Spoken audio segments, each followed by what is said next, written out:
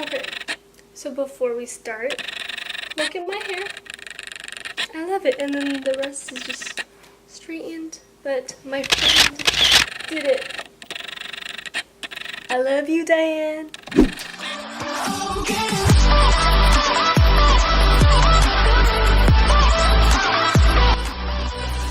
Y'all should follow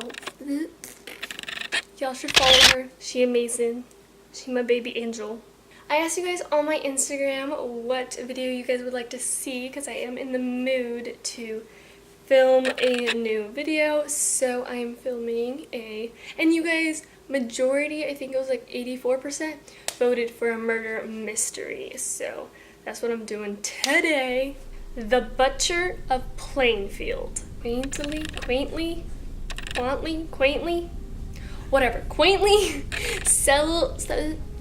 if I could speak, that would be nice.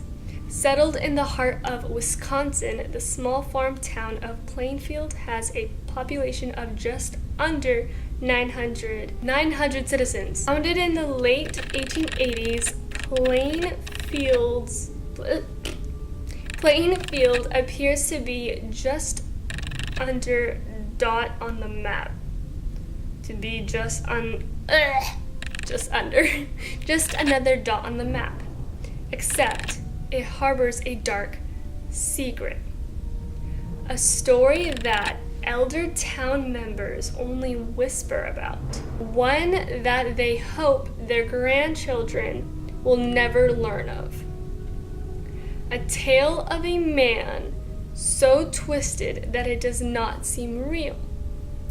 But Edward Theodore Gein was very real, and so were his crimes.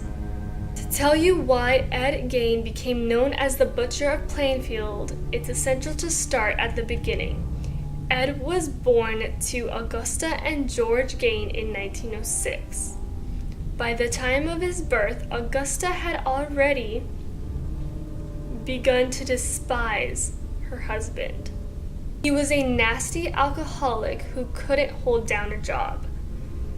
After a failed attempt at owning a grocery store, George moved the entire family to Plainfield, Wisconsin, where they lived on an isolated farm. That already sounds very sketchy to me, and I'm already getting a weird feeling, so let's keep going. Augusta used the opportunity to shield her sons from the world. She would spend hours teaching the boys about the immortality of people and how all women were naturally prostitutes doing the work of the devil. She was particularly fond of teaching sections of the Bible that highlighted death and murder. Okay, this is freaking me out now. It's not hard to imagine that Ed's home life attributed to odd social behavior. His classmates and teachers reported random, unprompted bursts of laughter. To make matters worse, Augusta would physically punish her son when he tried to make friends. It doesn't take an expert to see that Ed Gein was headed down a bad path. After Ed's father died, he and his brother Henry picked up odd jobs to make ends meet. That's when things really started to unravel. On May 16th, 1944, Ed and Henry were working on a property, burning away marsh vegetation. Somehow the fire got out of control and spread rapidly. The local fire department extinguished the flames, but Henry was nowhere to be found. A search party found Henry's dead body, lying face down in a field near where he and Ed had been working. The cause of death was listed as, okay, I'm gonna butcher this, asphyxiation, presumably from the fire. Despite not a single trace of burn marks, the coroner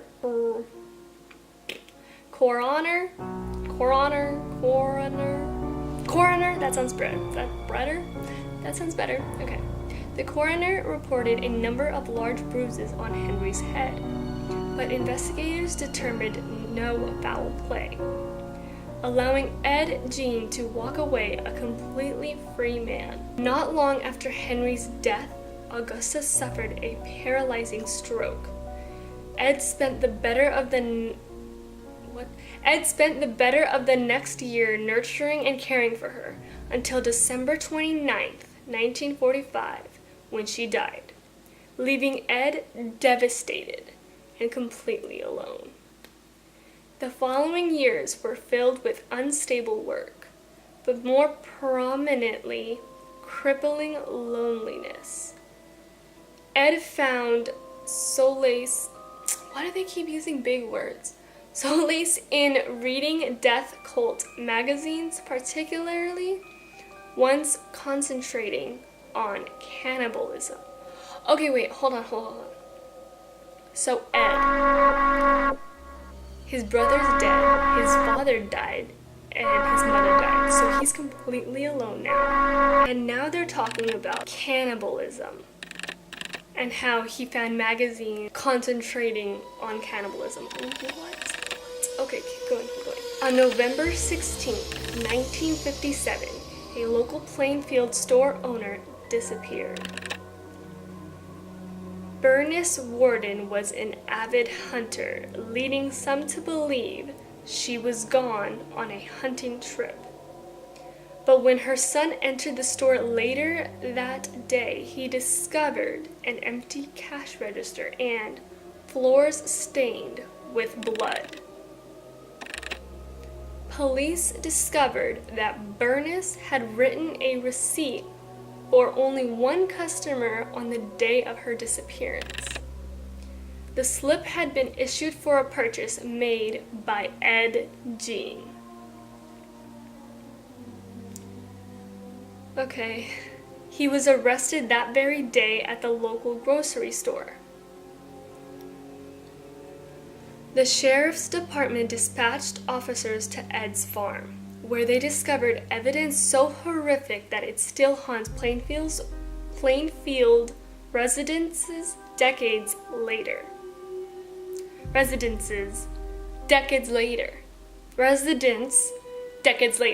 Okay, whatever. Bernice was found inside of Ed's barn, strung up like a deer, shot with a .22 caliber rifle, mutilated and decapitated. But even more shocking was what was found inside the house. Those with weak stomachs should read further with extreme caution. So I'm glad they point this out. So if this story is getting too much for you, you don't have to watch it, just click out of this video. I totally understand. But if you're like me, and you're very interested and you want to know more, even if it's disgusting and horrific, let's keep watching. Ed's house was littered with whole human bones, skulls on bedposts, human skin covering chairs and lamps, cut off lips on drawstrings, bowls made out of skulls, detached noses, Bernice Warden's head in a burlap sack, and her heart being prepped in a plastic bag, presumably for dinner. Perhaps most disturbing of all was the expansive. Isn't it expensive? They spelled this wrong. Okay, I'm pretty sure they spelled it wrong. Okay.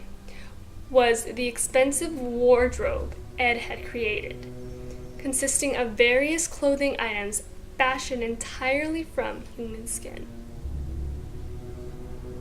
When questioned, Ed calmly explained his nocturnal visits to the local graveyard. Over the course of 5 years, he had robbed and removed freshly dead bodies, hoping to find middle-aged women who resembled his mother. Apparently, Ed wanted to create what he described as a woman suit, so that when he donned the skin, he could become his mother. Police noted that the only thing that upset Ed during the interview was that the investigators did not seem to empathize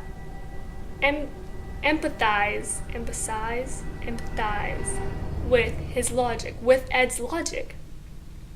He even tried getting them on his side by saying he didn't have sex with the bodies, but admittedly only because they smelled too bad. He also revealed he committed another murder in 1954, but later denied any memory of the crime. Okay, I don't understand why people will do this.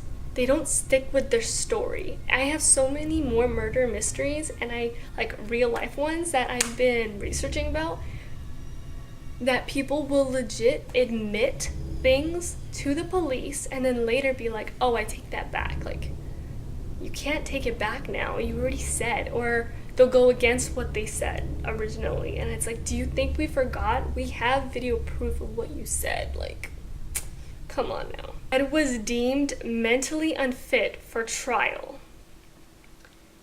His schizophrenic diagnosis landed him in a maximum security mental institution.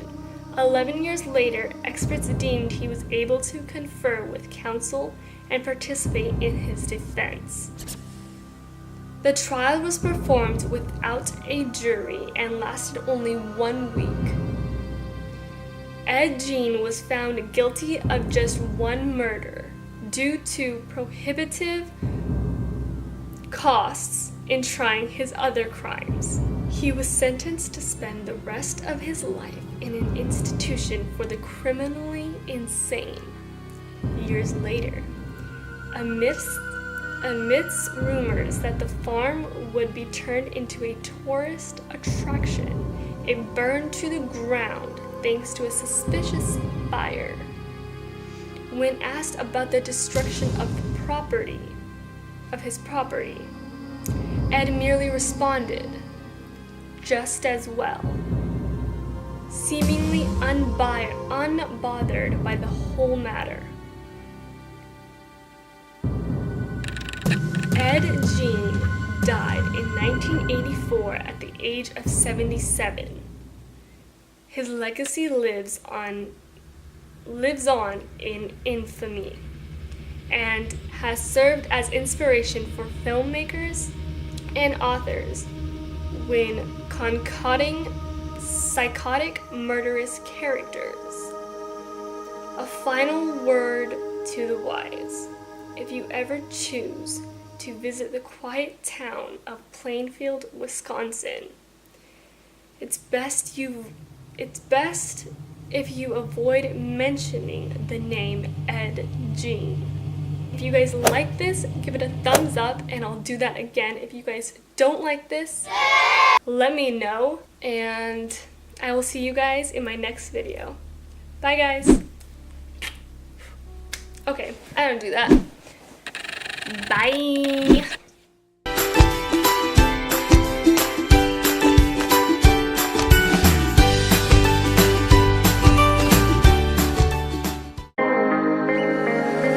Writings on the wall inside my head, inside of me, holding all these thoughts.